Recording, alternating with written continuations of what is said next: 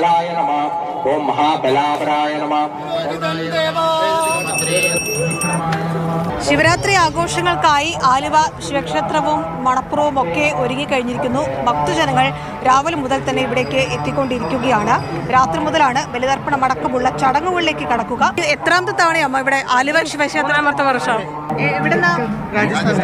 രാജസ്ഥാൻ കാണാനേ ഒരു സന്തോഷമായിട്ട്. We are feel very positive energy in around the temple. We were good feeling. രാത്രി വന്നിട്ട് വെളുപ്പിനെ ബലിയിട്ടിട്ട് വീട്ടിലേക്ക് തിരിച്ചു. എല്ലാ വർഷവും വരുന്നു. എന്നാൽ ഈ വൈകുന്നേരമൊക്കെ ആകുമ്പോഴേക്കാണ് കൂടുതൽ ഭക്തജനങ്ങൾ ഇവിടേക്ക് എത്തുക. അത് ഇപ്പോൾ കാണുന്നതിനേക്കാൾ 10 മടങ്ങ് തിരക്കായിരിക്കും.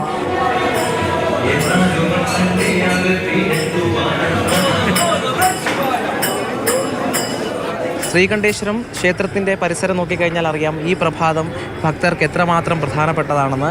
അവർ മന്ത്രമുഖരിതമായി വ്രതമെടുത്ത് കൂവളമാലകളുമായി ശിവനെ കാണാനുള്ള കാത്തിരിപ്പിലാണ് ഈ വലിയ നിര. പ്രായഭേദമന്യേ എല്ലാവരും ഇവിടെ കാത്തിരിക്കുന്നുണ്ട്. മഹാദേവനെ ഒന്ന് കാണുക എന്ന് പറയുന്നത് തന്നെ ഒരു വലിയ അനുഗ്രഹമാണ്. ഒരു ദൃഷ്ടി കാണാൻ വേണ്ടി, ഭഗവാനെ കാണാൻ വേണ്ടി വന്ന് ഇങ്ങനെ ലൈനിൽ നിന്ന് കാണുന്നത് അത് കാണുമ്പോൾ തന്നെ നമ്മുടെ മനസ്സങ്ങ് ഈശ്വരനിൽ അങ്ങ് ലയിച്ചു പോകും. വേറെ ഒരു വിചാരവുമില്ല, ചിന്തയും ഇല്ല.